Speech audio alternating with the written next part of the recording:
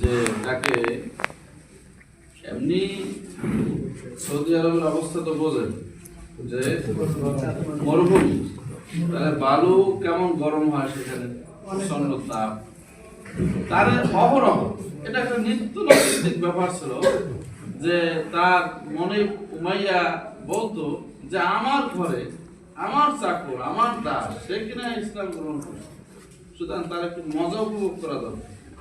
তো তাকে এরকম মরুভূমির মধ্যে শোয়াই রাখতো প্রচন্ড রৌদ্রের মধ্যে, শুধু তাই না এরপরে আবার ভারী বোঝা তার উপরে পাথর চাপা দিয়ে রাখে। এটা কি কল্পনা করা যায়? শুধু তাই না, আবার লোহা গরম করে তাকে সেকা দেওয়া।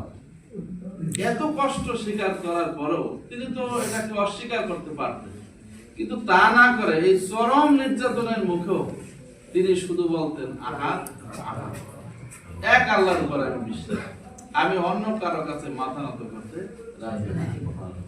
এইটা তিনিও তো একটা মজা পাইছে, আসল মজা পাইছে। আমাদের এই দুনিয়াবি মজা এর অস্থায়ী।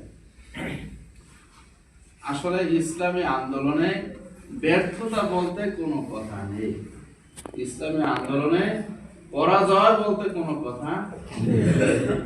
ইসলামী আন্দোলন করতে এসে আল্লাহর জমিনে আল্লাহর দিন কায়েমের এই আন্দোলনে শামিল হওয়ার পরে যদি আমার একখান হাত যায় তাতে আমার কোনো লস নেই, আমার যদি পা যায় তাতে আমার কোনো লস নেই, আমার যদি বাড়িঘর যায় তাতেও আমার কোনো লস নেই। তাহলে আমরা অনেক সময় বলি আরে ক্ষমতায় যাইতে পারলো না, আরে এই সিটটায় হইতে পারলো না, কাউন্সিলর হইতে পারলো না, এটা কিচ্ছু যায় আসে।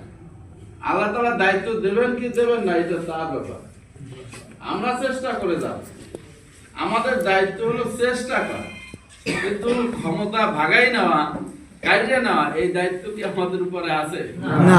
আমাদের আন্দোলনের লস বলতে কোনো কথা নেই।